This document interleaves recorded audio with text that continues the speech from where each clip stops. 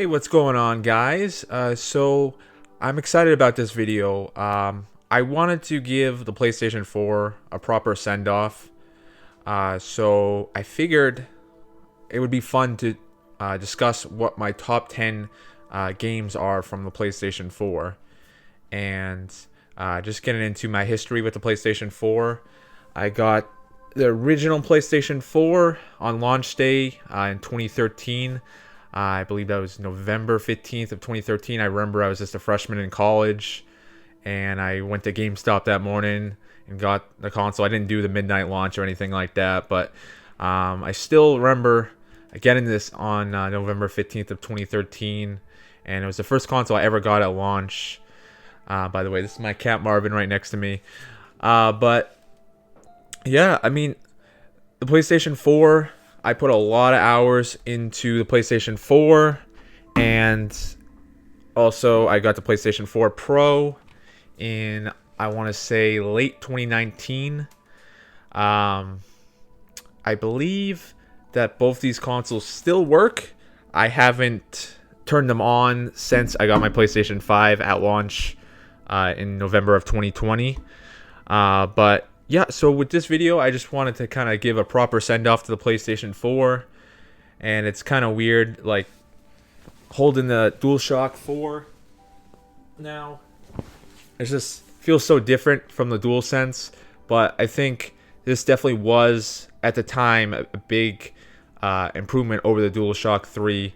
And I had a PlayStation 3 back in the day, and I still would probably say the PlayStation 3 is probably my favorite console of all time, just because, I think partly because of nostalgia, and there were so many great games on the PlayStation 3. And the PlayStation 3 was really the generation where I feel like I kind of like matured as a gamer and really became like a hardcore gamer. And a lot of my favorite video games of all time are on the PlayStation 3.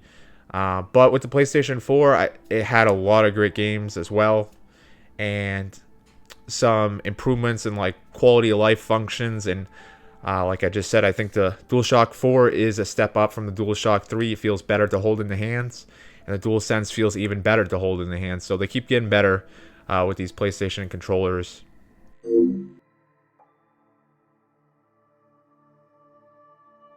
So, how did I determine the top 10 PlayStation 4 games? Well, I mean, I gotta be honest. It's not like this was a scientific process where I was very thorough on how I picked them. It was more just gut feelings of, I think this game should be here, this game should be here. And yeah, I mean, it's not easy to rank a top 10 games from a console. Because you're talking about games that stretch from late 2013 all the way to, well, I mean, they still have PlayStation 4 games, but I stopped playing the PlayStation 4 late in 2020. So, I mean, you definitely see an improvement in games, well, graphical fidelity as the years goes on. And it's also tough because sometimes you just forget about certain games. And I know that ranking these top 10, they may not be the same come next year. I may feel, oh, my number 2 game actually I thought should have been 1, or my number 1 game I don't think is as good as it should have been, or my number 7 game, maybe I overrated it. Or so my point is, with the top 10 video, this is not a set in stone thing. It's just my opinion as of right now. A lot of it's just gut feeling, what I feel these games should be ranked as. And some of you may completely disagree with my rankings, and some of you may agree, but this is what I feel are my top 10 PS4 games as of January of 2022.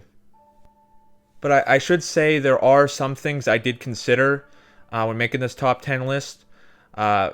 First, it needs to be a game that I feel like I put enough hours into, or I played all the way through. If it's just a game I played for a few hours, I'm not going to consider it for this list. And another thing I did consider was There's a lot of remasters and remakes now, especially on PlayStation 4 there was, and there still is. So, for instance, like, if there was a remastered game, but I played the original on the original console that it came out for, then I won't consider that in the top 10. So, I think the best example of a game that fits that criteria that wouldn't make the list is The Last of Us Remastered, which you know how much of a fan I am of The Last of Us. But I originally played The Last of Us on the PlayStation 3, so this game can't qualify. And it's kind of funny. I've actually probably put more hours into The Last of Us Remastered than I have the original Last of Us. But yeah, I'm not going to consider The Last of Us Remastered just because I originally played it on the PlayStation 3. And it's pretty much the same game, just with better textures and a higher frame rate, and slightly more content. It's more DLC in it. So, I highly recommend The Last of Us Remastered if you never played The Last of Us on the PS3 and you have a PS4. So,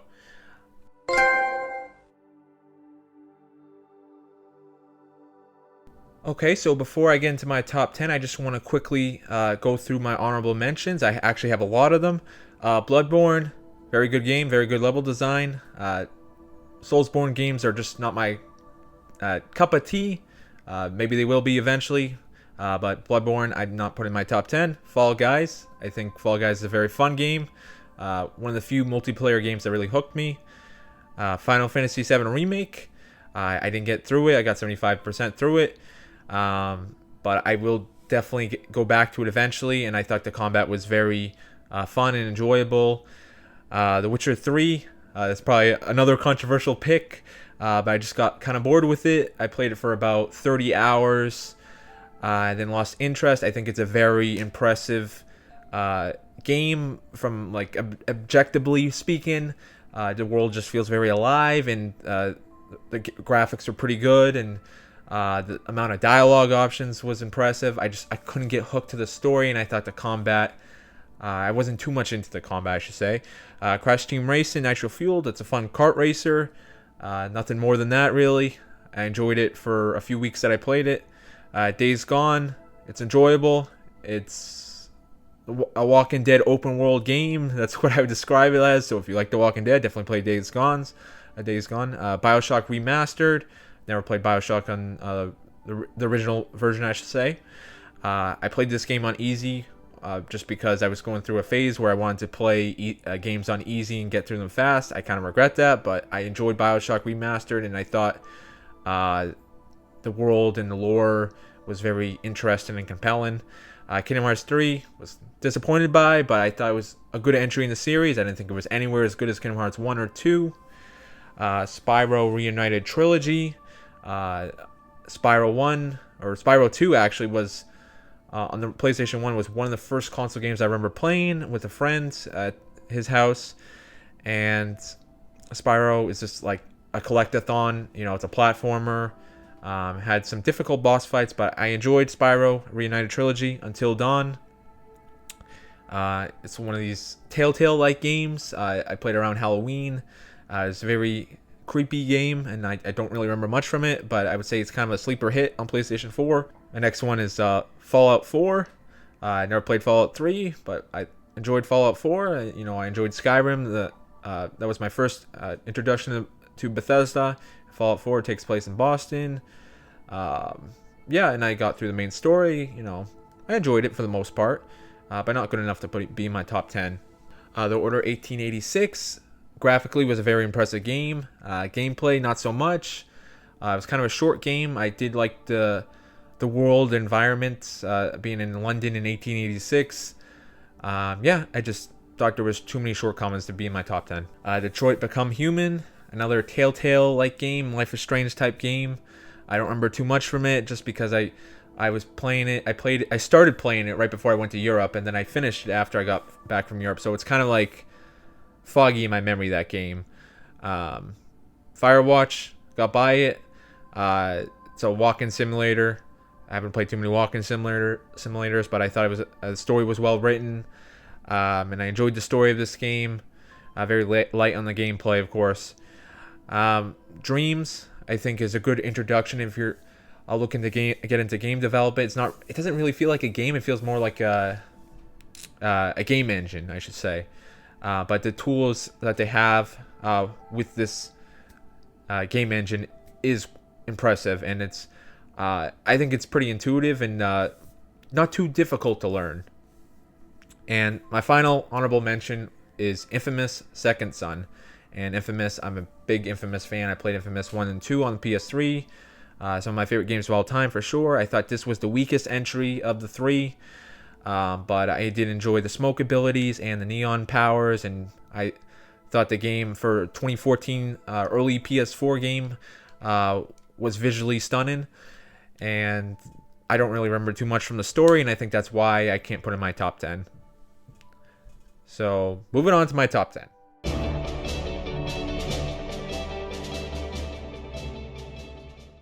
So getting into my top 10 here, number 10, I have MLB The Show. And I'm not picking a specific year for this entry, just because, sports games, you play one MLB The Show, it feels like you played them all. That's, a common sentiment for all sports games. But why I put MLB The Show in my top 10, my only sports franchise or game, whatever I put in the top 10, is because I put more hours into the MLB The Show series on PlayStation 4 than any other series, and I'm a huge sports fan. As you can probably see, I'm wearing a Patriots shirt right now. The Pats are going to play in the playoffs tonight, so I really enjoy baseball as a sport. And I think MLB The Show is the best sports franchise out there. And with MLB The Show, I mostly play Road to the Show and franchise. But Road to the Show is definitely my number one played mode in the game. I'm not really into Diamond Dynasty, the Ultimate Team mode. But I just find Road to the Show so addicting as like a baseball RPG. And admittedly, I haven't played a lot of MLB 21 The Show. I played a lot when it came out, but like since the summer, I haven't, on the PlayStation 5, I haven't played it a lot. But I know I put a lot of hours into MLB The Show on PlayStation 4, and I enjoy it because it's a very chill game, and I think just baseball alone is a very chill game. So it's one of these games where I can just listen to podcasts and I don't even really have to think that much when I'm playing MLB The Show, because I played so much of it. Especially Road to the Show, where if you're a pitcher, you're just, doing the same stuff over and over again. I know that doesn't sound fun, but for me, it's addicting to watch your career, the stats pile up and you go through the years, and it's fun to just dominate in Road to the Show and become like a Hall of Famer, an all-time great. And yeah, I think that MLB The Show is a very good chill game if you just want a chill game, to play after a long day of work and you just want to listen to podcasts or music in the background. And I think they do a good job. Sony San Diego does a really good job of simulating baseball, and the game it's always been a graphical showcase, and the animations are great. So I think they do a very great job at simulating baseball. And if you're a big baseball fan, I mean, this is pretty much the only option for simulation baseball at this time. But it's a great option. So MLB The Show, I had to put in the top 10 just because I played it so much, and I'm just so addicted to Road to the Show in franchise mode.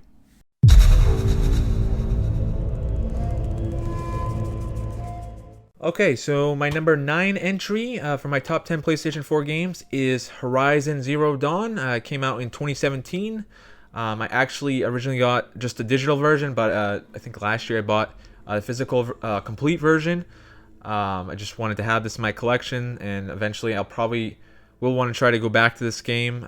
The sequel is actually coming out in about a month's time, so I'm probably not going to get to go back to it before the sequel comes out. But Horizon Zero Dawn, I never played the Guerrilla games before that, like Killzone. I mean, I played a little bit of Killzone Shadowfall, and I played the demo of Killzone 2 back in the day. So those were first-person shooter games. So this is quite different than Killzone. It's a third-person action game, and it's of course an open-world game set in the future. Another post-apocalyptic game by Sony. And I think the coolest part about this game are the enemy designs. They're these robotic dinosaurs, and they're very detailed. And there's different strategies for which you take them down. And of course, the main protagonist, Aloy, her best ability is her archery skills, and I enjoyed the fast-paced combat of this game. I thought the lore of the world and how these robotic dinosaurs came to be was pretty cool.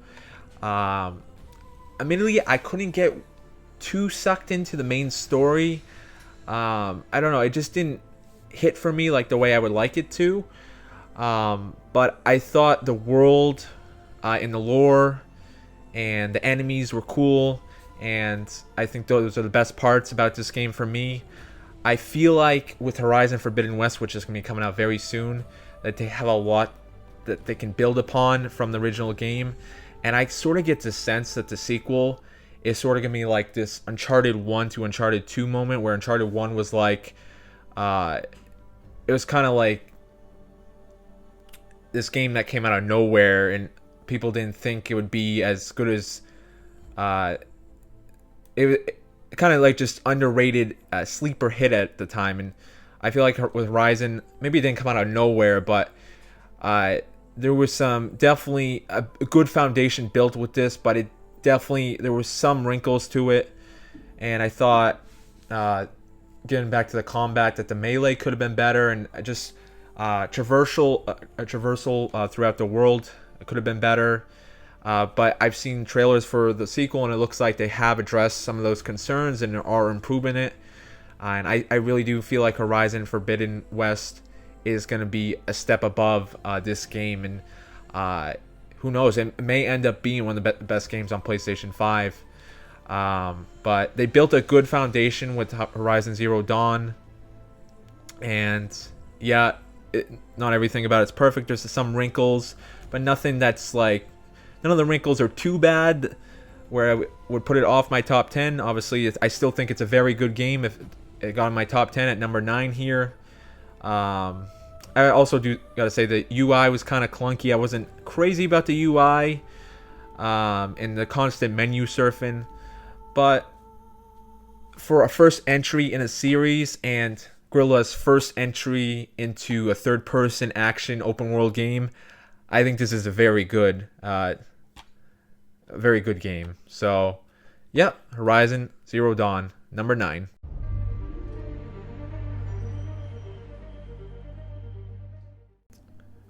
Okay, so coming in at number 8 is Marvel's Spider-Man, 2018's release. So, Spider-Man 2018, you know, I've always been, up till recently, a casual superhero fan. I've been watching more Marvel movies right now, or I'm watching more Marvel movies lately, because I have Disney Plus, and I've been watching them in the chronological order. But Spider-Man has always been a superhero property that I think has compelled me the most, I've been most interested in. And I got Marvel Spider-Man on launch day, and it's a game developed by Insomniac, which I've always been a fan of. They made Ratchet and Clank. They make Spyro back in the day, and Insomniac, I would say, is one of my favorite developers. So I knew it was gonna be a quality game just because Insomniac was developing it. And what can I say about Spider-Man? If you're a fan of Spider-Man or any superhero game, then you have to play this game. I would say it's really like a love letter to Spider-Man fans, and you can tell that Insomniac is very passionate about Spider-Man and quite knowledgeable about the IP. And just the simple gameplay of just swinging around New York is just so satisfying, and it's done so well. And the physics and the high speeds of the traversal is just so fun, and the world does definitely feel alive in this game, and in the combat, there's so many abilities, and the combat is satisfying and fun, and I enjoy the variations in combat. There's so many different variations in combat, and different types of skills. There's I thought about, putting Horizon ahead of Spider-Man, but then I was like, you know what? The combat in Spider-Man, I feel like, is more dynamic than Horizon. And yeah, I think this game it felt epic. And I mean, that's what you want a superhero game to feel like. And I enjoyed the story more than I thought I would. I was quite compelled, and I thought the game had a good start, middle, and finish to it. And I thought the ending, without spoiling, I was satisfied by the ending, and it was definitely an epic conclusion. I know I keep saying epic. Yeah, so I played Miles Morales on the PlayStation 5, and I enjoyed that too. I got the Platinum. I didn't get the Platinum for this, which I may go back to at some point and try to get the Platinum. And the one thing I will say is the side missions did feel a little bit repetitive, but with that being said, I still enjoyed the side missions. A lot of collecting, and a lot of the stuff that you collect. You can dive deeper into the Spider-Man lore. So I think this game is just, you know what it is. It's Spider-Man, and you know what Spider-Man is, but the execution of this game is to a high bar. So yeah, I think because I just have how good the execution is on this game, I have to put this game in my top 10, and this is coming from someone that's always kind of been a casual superhero fan, but like I said, I'm watching more Marvel movies now, so maybe I'm becoming more of a hardcore superhero fan. So Marvel Spider-Man coming in at number 8.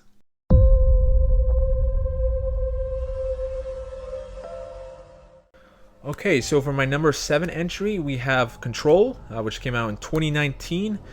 Control was my first Remedy game that I ever played, and I gotta say, Control made me a fan of Remedy. And what can I say about Control? I love the atmosphere of this game. It's just very creepy, and it's mysterious, and I think it has a story that is intriguing. It's kind of a trippy story, and it's a story that I don't really understand, but I think that's kind of part of the charm of the story.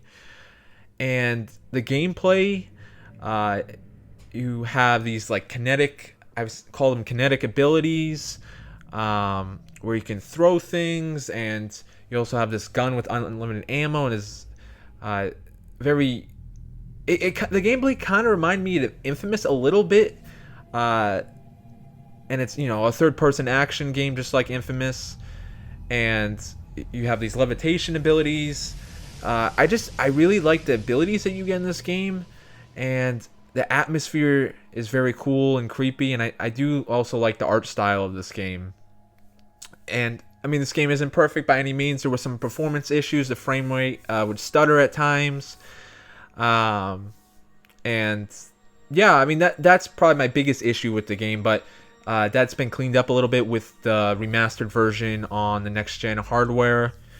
But yeah, I just like the way this game made me feel. I like the vibes I got from it. It was very creepy but mysterious and compelling. I wanted to learn more about what was going on in this story, and I still kind of confused by the story. But I hope there's a sequel to Control, which I assume there will be, and I know there's a sequel to Alan Wake coming out soon. I never played the original Alan Wake, but I probably will definitely check out Alan Wake 2, because I think this game is also well written. I gotta say that. And yeah, I think the biggest reason why I put this game so high is just I like the vibes I got from this game. I love the atmosphere and the gameplay of it. And it's definitely, I mean, when you compare it to like Horizon or Spider-Man, it's not as grand as them or as big. It's not an open world game necessarily. It just takes place in this one building. So, but that doesn't really matter to me. It's just the way this game made me feel. I had to put it at number 7, and it it felt like a very unique game, even though I said it kind of, or the gameplay kind of reminded me of Infamous. And it's not a very long game either, which I kind of like too. So, yeah, Control, I will put that in number 7.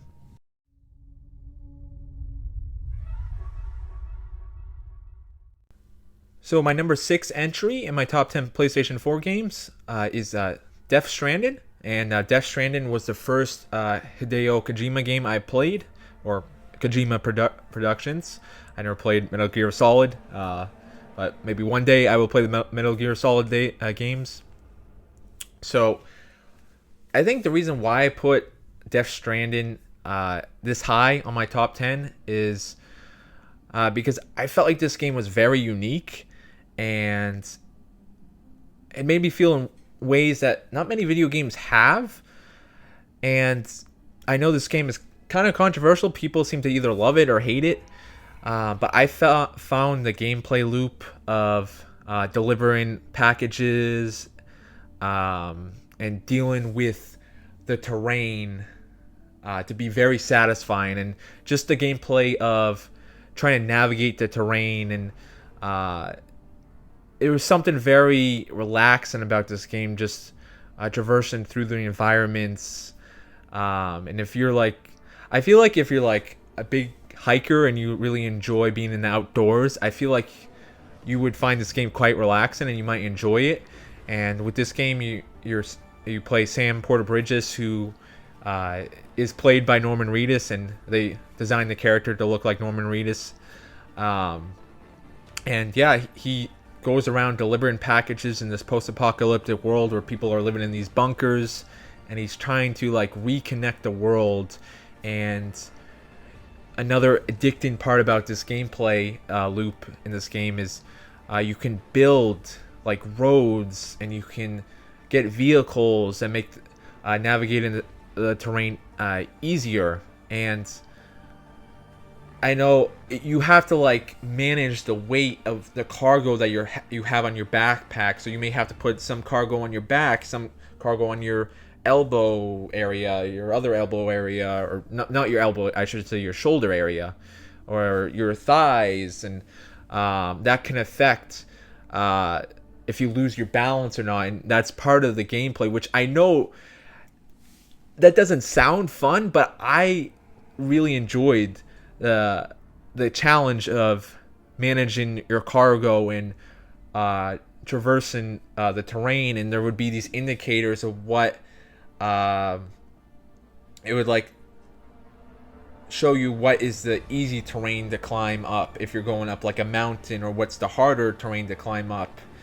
And if you fell, you could damage your cargo, and you wouldn't get as much of a reward for the cargo that you delivered, or you may fail a mission. And yeah, I just found the game I was just so addicted by the gameplay loop and building structures and going through the environments and just bringing the world together. It's just something so satisfying about it. It sounds, on the surface, it sounds boring, and I don't know if I would say that this game is fun. And I should say, I don't think video games need to be fun to be enjoyable. I thought this game was engaging. I thought the gameplay was very engaging.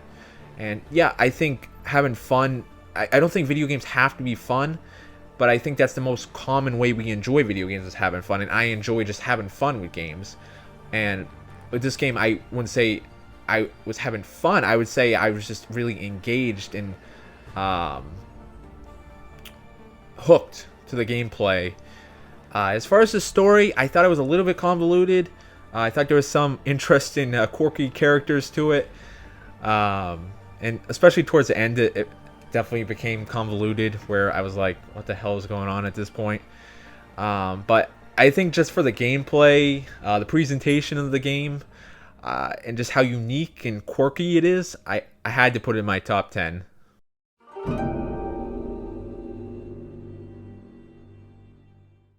Okay, so now we're getting into the top 5 of my top 10 PS4 games. And number 5, this is where it started to get more difficult to pick.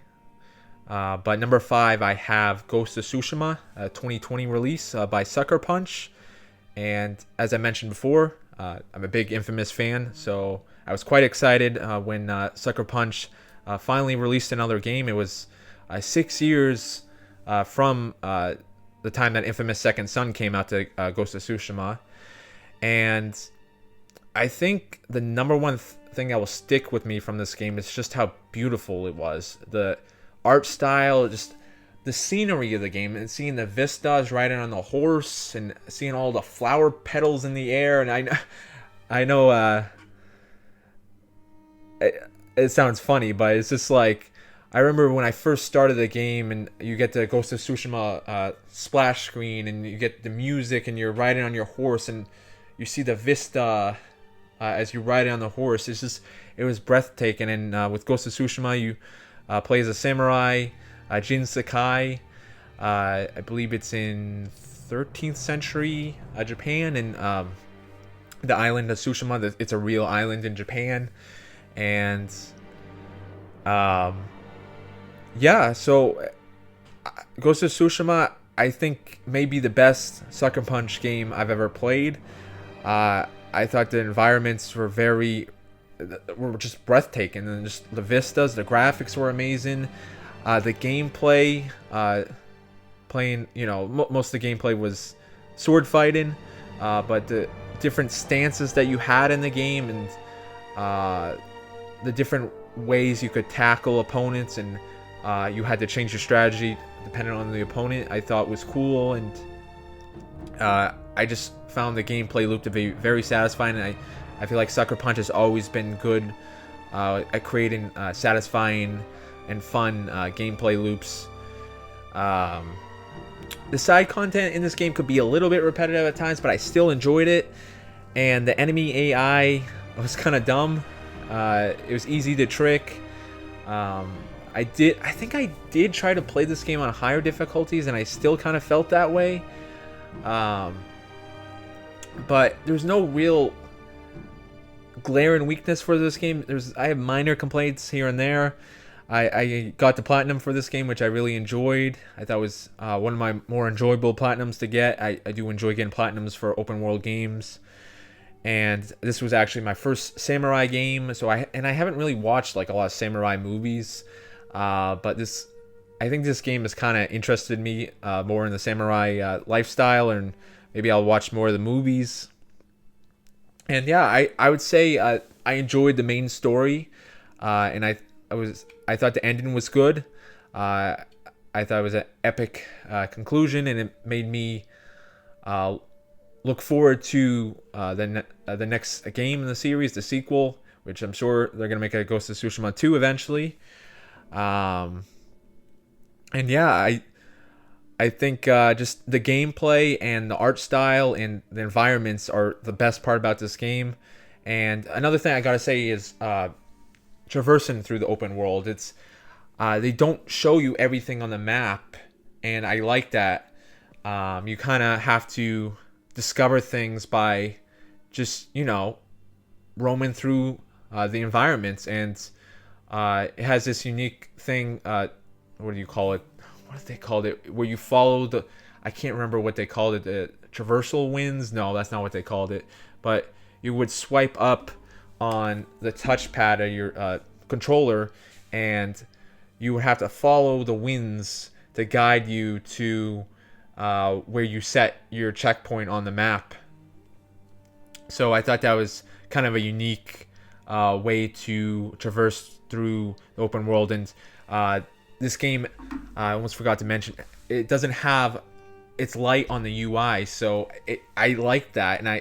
And we're starting to see more open world games do that, where they're light on the UI, and they don't have these big maps on the side that take a big portion of the screen space.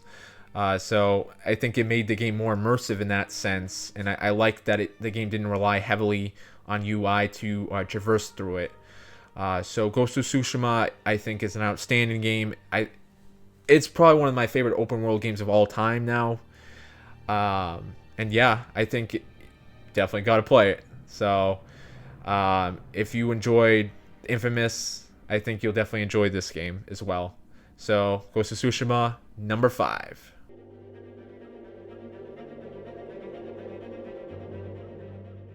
Okay, so getting into the top 4 now. Number 4, I don't know if you could say I'm cheating here, but I'm going to put Uncharted 4, A Thief's End, and Uncharted The Lost Legacy together at number 4.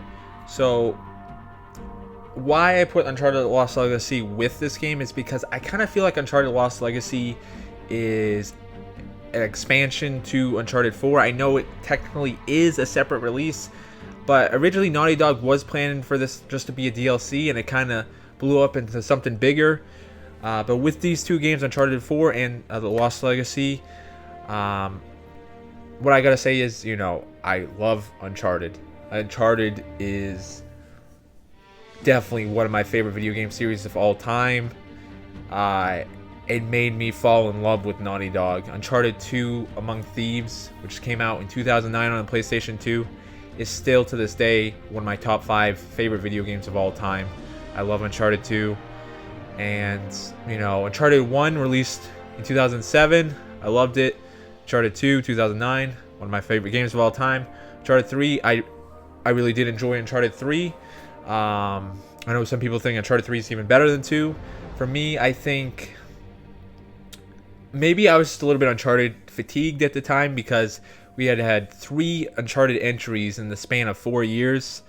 So, with Uncharted 4, it was 5 years since Uncharted 3 had came out, and I think that break from Uncharted really helped. And I think that Naughty Dog breathed new life into the series with both these entries, and these games still feel like Uncharted at its core. But I definitely do think having them on the PlayStation 4, the last Uncharted before 4 was a PS3 entry, Uncharted 3. So the PS4 definitely brought this series to, made the gameplay more dynamic. You had new gameplay additions like the grapple and hook, and I feel like the gunplay. I actually like the gunplay of Uncharted 4. I know some people don't. And the bigger environments in Uncharted 4, it wasn't as linear. In Uncharted 4 or The Lost Legacy, there was more side areas, side content you could do. It's not open world by any means, but it's like I would say like a wide linear type of game. And as always, I love the characters of Uncharted. I think they're great. I love Nathan Drake. I love Sully. I love Elena. They're all great characters, and the new characters they have in this game, I think there's some cool characters, and meeting Nathan Drake's brother, Sam. I like this character who was, of course, voiced by Troy Baker, who seems to have a voice role in every game now. But yeah, I just felt like Uncharted 4 and The Lost Legacy breathed new life into the series. It improved upon things like the wider environments and more dynamic gameplay. So that 5-year gap between Uncharted 3 and 4, I think, really helped. And being on a new console helped, obviously. And I think Uncharted 4 wrapped up Nathan Drake's story well. And I don't know, saying that it's not really a spoiler. I mean, it's called A Thief's End, so I'm not going to say what happens at the end, but I think they do the character of Nathan Drake justice. And I did enjoy the ending. I thought it was one of the more satisfying endings to a game this generation of consoles. And I probably already mentioned that Uncharted 4 and Lost Legacy just visually are stunning. And every Naughty Dog game is stunning. Every time a new Naughty Dog game comes out, it's like, okay, well, that's now the new bar to set for graphical fidelity. And Uncharted 4 and Lost Legacy are no exception.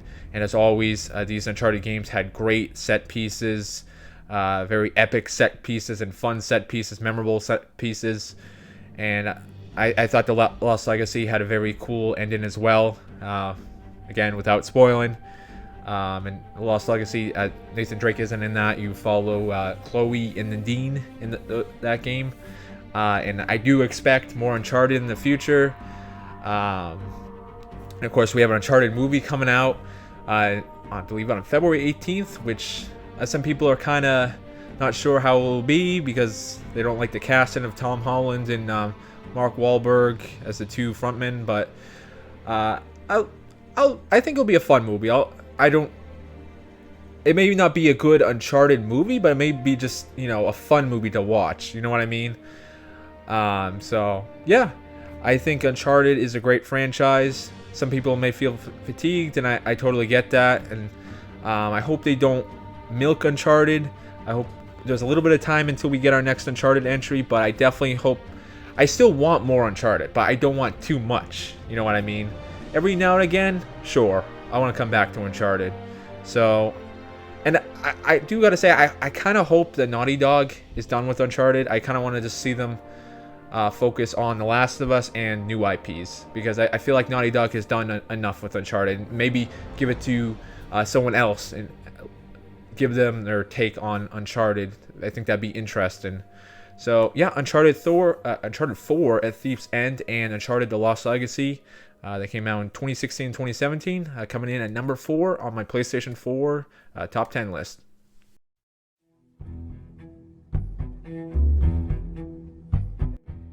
Okay, so now it's getting intense here, huh? We're getting to the top 3 of my top 10 PS4 games, and these next 3 games, I think, are all masterpieces. And all 3 of these games I would consider to be my top 10 video games of all time. Not just my top 10 PS4 games. And these games, like, I wouldn't say, 1 is that much better than 3, or 2 is that much better than 3, or you know what I mean. These are all masterpieces. These games are all very close, and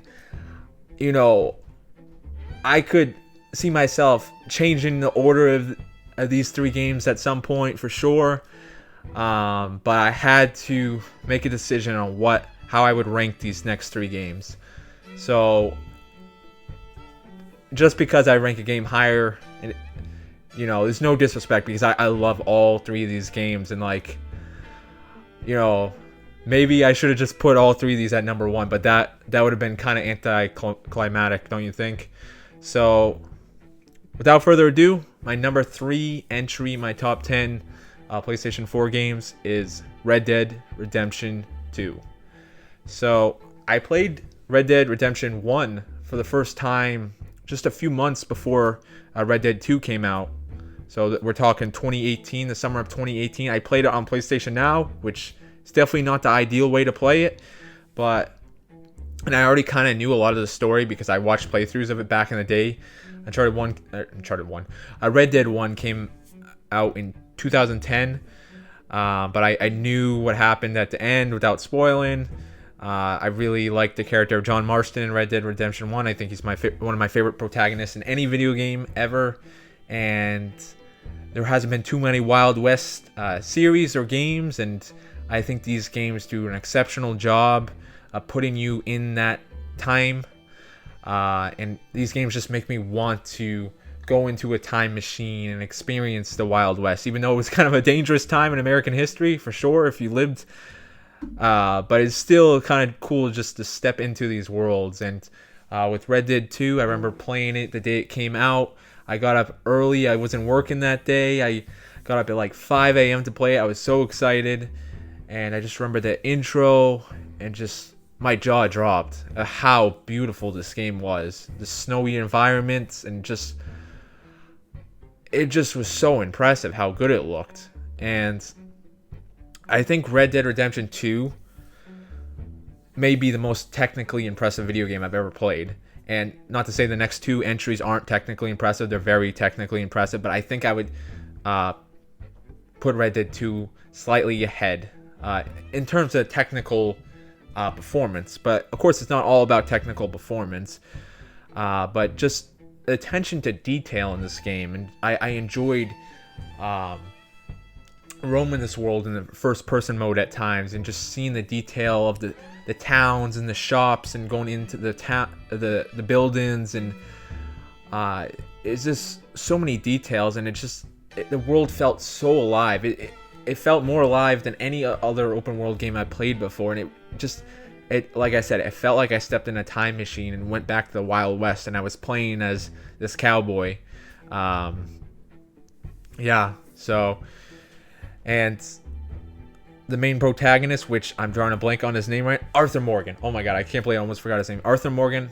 At first I wasn't really like too attached to him, but as the game went along, I really liked his character, and I really started to care for the character of Arthur Morgan. Even if technically he was a criminal, I did like his character, and I did like the supporting characters in this game, like Dutch, and John Marston's a supporting character in this game, and I already did like John Marston from Red Dead 1. And in terms of like, this is another one of these games where I wouldn't say it's a fun game, but it's a very like engaging game to play. And like I said before, I don't think a game has to be fun to be quality, to be good, to enjoy it. And the gameplay, is very grounded. It's not. It's supposed to feel kind of realistic in the gunplay and the combat. You're not a cowboy. You're not a superhero cowboy who has flying abilities and can do these incredible stunts like Spider-Man. It's a very grounded game, and they try to make the gameplay very realistic, and maybe for some people too realistic, where it's kind of boring. And I understand why some people may feel that way. I don't mind it. I liked it because it just immersed me in the experience, and I felt like I went back in time to a time period I'm not familiar with in the Wild West. And the controls were a little bit cumbersome. I remember at times, it's kind of funny when you mess up on the controls sometimes, because you might mean to, I don't know, go on your horse and you accidentally pull out your pistol and shoot someone, and then the cops are after you. It has that slapstick humor to it for sure that Rockstar is known for in their Grand Theft Auto games as well. But I enjoy Red Dead Redemption more than any Grand Theft Auto game I've ever played, and that might be controversial to some people. I know Grand Theft Auto is way more popular than Red Dead, but I just like Red Dead more because it brings me to a time period I'm not familiar with. Whereas Grand Theft Auto, I'm not trying to crap all over Grand Theft Auto. I think Grand Theft Auto is a very impressive game series, and it's very well executed. I find Red Dead Redemption more interesting because it's set in a time period that I'm not familiar with. Whereas Grand Theft Auto, it's like, okay, I'm in a time period I'm sort of familiar with here, so it's not as interesting. But I still think Grand Theft Auto is fun, whereas Red Dead Redemption they're going less for the fun aspect and going more for the realism aspect. But I think you can find fun in Red Dead Redemption through the slapstick humor of the gameplay encounters. So yeah, and I also just gotta say the story is one of my favorite stories of any video game. I really did enjoy the story of Arthur Morgan, and I gotta say the side content in this game didn't feel repetitive, which is rare for an open world game in this day and time. There's not too many open world games that don't have repetitive side content. Each side mission felt kind of fresh and offered unique stories that further got you invested into the world. And yeah, I enjoyed the story, and the story actually got me emotional at times, which I was not expecting, and I thought it was a very well written story. So yeah, and the music was great. There was some a cool soundtrack on there. Yeah, and Red Dead Redemption 2, I think just from a technical perspective, it makes this game easily one of my top 5 or top 3 favorite PS4 games. So yeah, it's definitely, when I say a game's a masterpiece, like I think Red Dead Redemption 2 is, and then my next 2 entries doesn't mean it's perfect. I don't think any game is perfect, but man, Red Dead Redemption 2 is just a hell of a game, and it was not easy putting 2 other games ahead of this, but I did. So Yep, Red Dead Redemption 2 at number 3.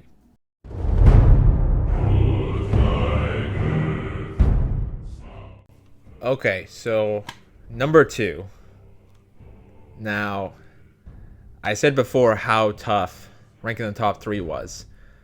But, I mean, it was. But ranking number 2 and 1 were even tougher. It just got tougher as I went higher on the list.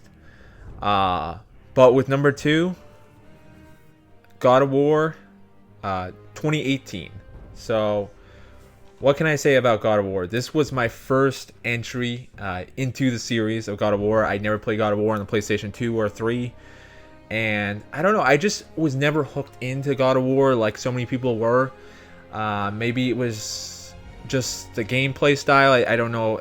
It looked very arcadey to me, and not that that's true or not, but I wasn't too compelled by the character of Kratos, and I just never got around to the original God of War series. But after playing God of War 2018, I definitely need to try to play those games at some time in my life. Because God of War 2018, just like Red Dead Redemption 2, is a very technically impressive game. The gameplay, the combat I absolutely adore. I think the combat with the Leviathan axe is so satisfying, and using it as a standard attack weapon and throwing it and calling it back like it's Thor's hammer or something is extremely satisfying. And then you get the Blades of Chaos later in the game, which is one of the more memorable gameplay experiences that I had, gameplay segments from a game this generation. And the story, I enjoyed the dynamic between Atreus and Kratos. It's kind of funny. Cory Barlog, the writer and director of God of War, said he was satisfied he was inspired by The Last of Us, and you definitely see a little bit of that between Kratos and Atreus, and you know how much I love The Last of Us. But yeah, and Kratos is the father of Atreus, and Atreus is useful in combat. He's an archer, and he has these like magical arrows, and the game story is centered around Norse mythology, and I'm not like super into Norse mythology. I don't know a lot about it, but I'm actually watching Thor right now, which is kind of funny, the Marvel store. But some of it was lost on me when I was playing the game, so I still enjoyed the overall story, but like a lot of maybe the lore of Norse mythology I didn't really understand at the time, and maybe I couldn't get as hooked into, but I still really enjoyed the story. I wouldn't say I enjoyed the story as much as Red Dead Redemption 2, but it still was definitely one of my favorite stories on the PlayStation 4. And I think the best part about this game is the gameplay. The combat is amazing in this game. It's one of my favorite combat engines in any game. Maybe any game. It's just so damn satisfying. And I like the light RPG mechanics that they have with the armors, and you can improve certain abilities. I like that. That definitely added a little dimension to it. And the world, it's I wouldn't say it's an open world game, but I wouldn't say it's like a linear game. It's kind of like a mix of both.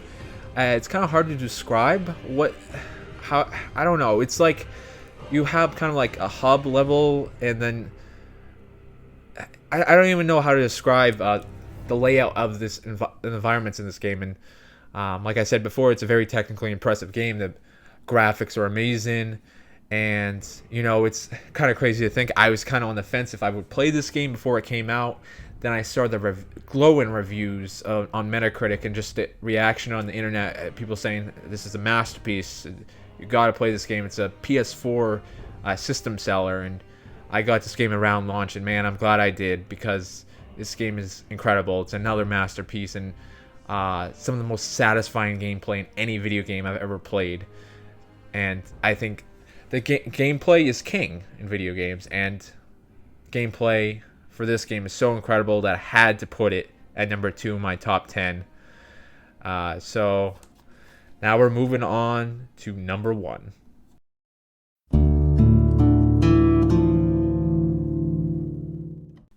Okay, so my number one game on the PlayStation 4 of all time is The Last of Us Part 2. Now, people know, if you watch my previous videos, know how much of a Naughty Dog fan I am, how much I love the original Last of Us, and The Last of Us, I would say at this point, is still my favorite video game of all time. I'm not sure where The Last of Us Part 2 would rank all time for me, but it definitely would be my top 5 video games of all time. The Last of Us Part 2, I know because of its story, is one of the most controversial video games I've ever seen. I mean, people either love this game, or they hate it, and it really comes down to the story.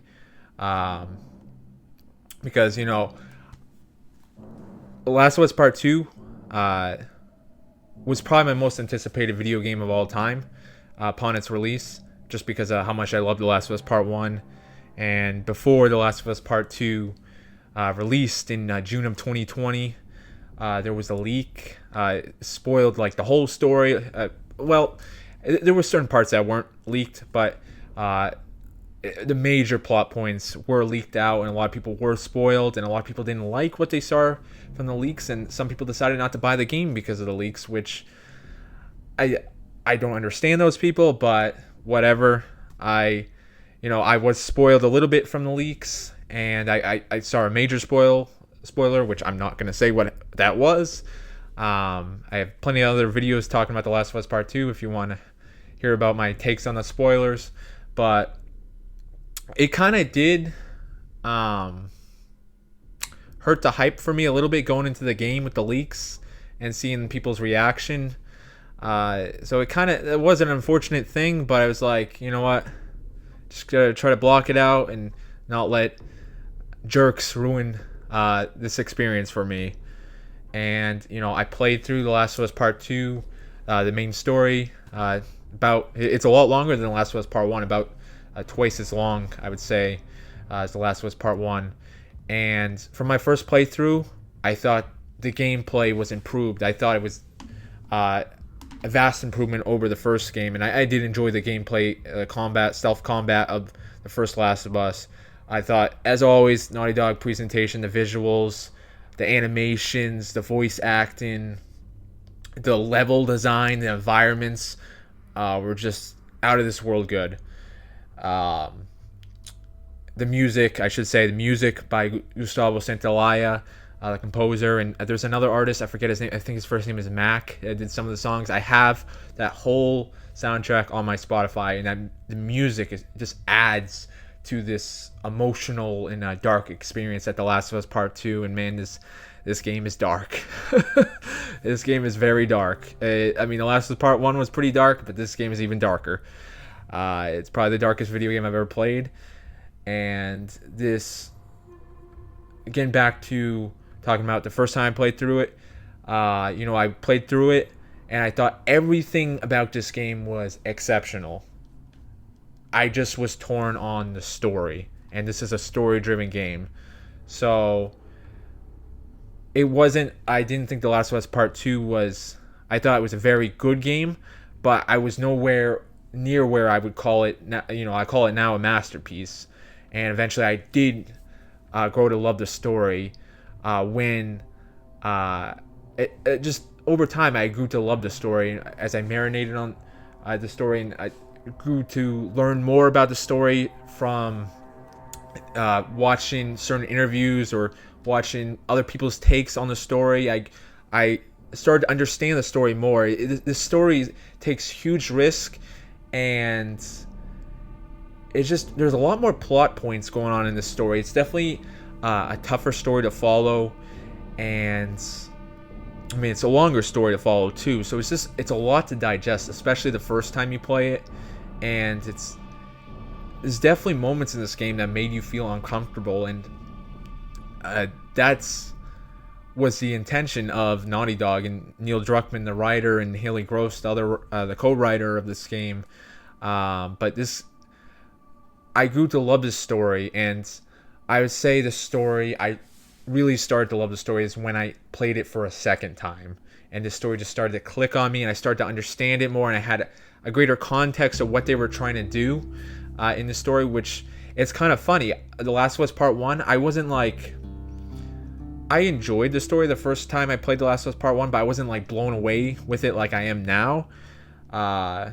It actually was like the third playthrough where I really started to understand it more and really appreciate it. And The Last of Us Part 2 story, The Last of Us Part 1 story, I was very emotionally invested in. Sorry about the weird cut there, guys. My Alexa went off. But getting back to The Last of Us Part 2 story, no story has impacted me from like an emotional level as much as this story. Playing it through the second time, I was crying like a baby in parts. Like, and I just even thinking about it now, I'm getting emotional. This is both Last of Us Part 1 and Part 2 story make you feel and think in ways that I've never experienced before playing video games.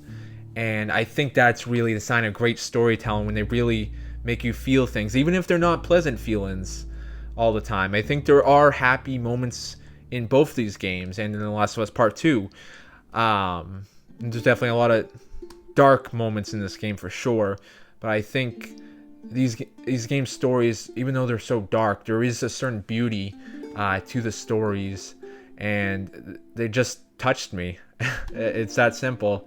And I love Joel and Ellie. I have their Funko Pops on my... I should probably actually... Just give me 1 second here.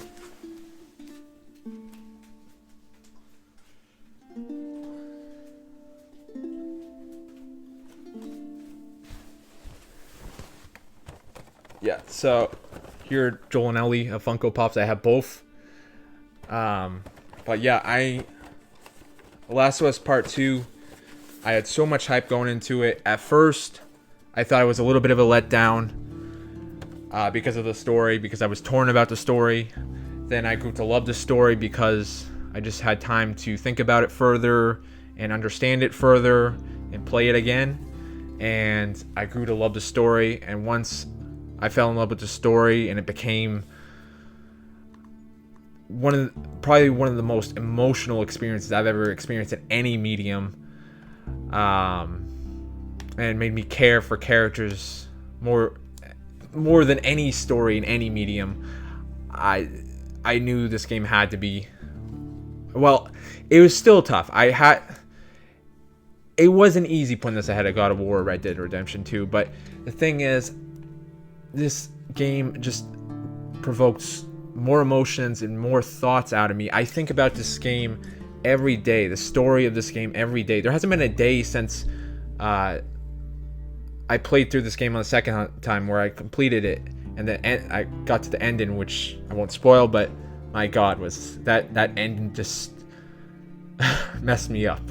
I was quite emotional, and I played the game again on my YouTube channel. Well, I actually streamed it on Twitch, and I uploaded my streams to YouTube, and I still got extremely emotional at that ending. But the ending is still, even though it's very sad, there's still some happiness and hope to it, and it's beautiful in that sense. But no game has made me feel as deep of emotions and a wider range of emotions as The Last of Us Part 2 story. And this is a game I could talk about forever, really. And I know it's a very controversial story, and I know there's a lot of people that hate this story. And there's people that loved The Last of Us Part 1, and The Last of Us Part 1 is one of their favorite games of all time, or their favorite game, and they felt that this game was a joke. And I understand why, because this story takes huge risk, and it feels different than the original Last of Us. But that's part of the reason why I love it, because it didn't try to do The Last of Us Part 1 over again. It tried to be its own thing, but it also even though it's trying to be its own thing, it connects so well to The Last of Us Part 1. So, I mean, and it just improves upon so many things from The Last of Us Part 1. Just like Uncharted 4, another Naughty Dog game I had on this list, The environments are wider, and it's like a wide linear experience. There's a part of the game that you could almost call open world, and that's so I think the environments are more interesting. They're not as linear as The Last of Us Part 1, which I didn't mind the linear environments, but I know some people did. And the facial animations, I know I talked about how great the presentation was, but the facial animations are they're probably the best facial animations I've ever seen in a video game, and they really further make the actors' performances believable. And the performances of Ashley Johnson as Ellie and Troy Baker as Joel and Abby, I can't think of the actor's name for Abby, which I kind of feel bad. Their acting performances are phenomenal. And of course, now video games, you have the motion capture where you have these actors who they're not only what they're saying is getting into the game, but also their physical movements, because they have like these trackers all over their body. There's these suits that they wear, and they can I think they can even track their facial animations. So it really it's pretty much like a full acting experience in a game now. You just need the motion capture technology to capture it. So this is what I would say about The Last of Us Part 2 is this is my favorite game on PlayStation 4, but it's not the game I would recommend first to the common person. I think that would still be God of War, just because this game is so dark, and I can understand why that may turn off some people. And it does it takes some huge risk, but for me, it's my favorite PlayStation 4 game. It's not the game I would recommend most to the common person, but if we're talking about my top 10 PlayStation 4 games, The Last of Us Part 2 is my favorite. I think there isn't one thing that this game does that isn't exceptional. I think this game is a masterpiece and is for sure one of my favorite video games of all time. So yeah, that's my top 10 PlayStation 4 games of all time. I know Last of Us Part 2 is very controversial, and for some people it won't even be in their top 10 because they don't like the story, but for me, I was blown away by the story, and it made me feel things I've never felt in any art form. So yeah, and I do also maybe talk a little bit more about the gameplay. I really enjoyed the stealth combat, and I don't enjoy stealth too much in too many video games. There's a good amount of animations and variations in the combat, and this is actually a game that I do enjoy playing on the higher difficulties. I haven't got by on Grounded yet. I definitely want to do that. And you know, they have a lot of the things that they had from The Last of Us Part 1, like the crafting and the supplements to upgrade your abilities. So I like the light RPG mechanics that it does have, and I like now that you can go prone, that you couldn't do that in the first Last of Us. It just adds an extra dimension to combat, and being able to go under things or under vehicles. And the AI is a lot better than The Last of Us Part 1. That was one of my few gripes of the original Last of Us, was the enemy AI. It was pretty easy to trick at times, and the AI was pretty dumb, but that was a problem with a lot of games from the PlayStation 3 generation. Yeah, so, and, you know, just like Red Dead Redemption, the gunplay is meant to feel kind of realistic, and just like Red Dead Redemption and Death Stranding, I wouldn't say The Last of Us Part 2 was fun. I would say the gameplay is just very engaging, and I think why I put it at number 1 is because, simply put, I think from a technical perspective, The Last of Us Part 2 is about where Red Dead Redemption 2 was, and from a gameplay level, The Last of Us Part 2 is about where God of War is. Maybe not quite as good as God of War gameplay, but just a smidge below, and just a smidge below Red Dead Redemption 2 presentation. And I think the story, it's the best story of any game on the PlayStation 4, and Is it better than Last of Us Part 1 story? You know, it's so different. It's hard to say. It may be a tie for me. So when you just put that all together, amazing story, amazing presentation, amazing gameplay, amazing music that I have on my Spotify, I gotta put Last of Us Part 2 at 1. And I know I've gone on a while about The Last of Us Part 2, but for me, this is number 1. So, yeah, those are my top 10 PlayStation 4 games. If you guys could leave a comment and say, you know, what are your top 10 games? Do you agree with my rankings? Do you disagree? Let's be respectful, obviously. And I really did enjoy making this video. I really enjoyed especially talking about, as I got further down the list, I got more and more giddy and excited about talking about the games I really enjoyed. And I hope you guys really enjoyed this video. If you enjoyed this video, I would love it if you could leave a like, subscribe. I'm trying to build up my subscriber base here. You know, probably will do top 10 PlayStation 5 games one day. I mean, I now have a PlayStation 5 and I'm enjoying that console. And of course I have an Xbox Series X, my first Xbox. So I enjoy doing these top 10 videos. There's something so satisfying about top 10 countdowns for me. And I like seeing other people's opinions on top 10, whatever it may be. You know, I subscribe to Watch Mojo, which they do a lot of top 10 and top 20 videos. I don't know, it's something so satisfying. But it probably won't be my last top 10 video, and I wanted to just give the PS4 a proper send-off, and I love the PlayStation 4. So, yeah, I will see you guys in the next video, and I hope you have a good day.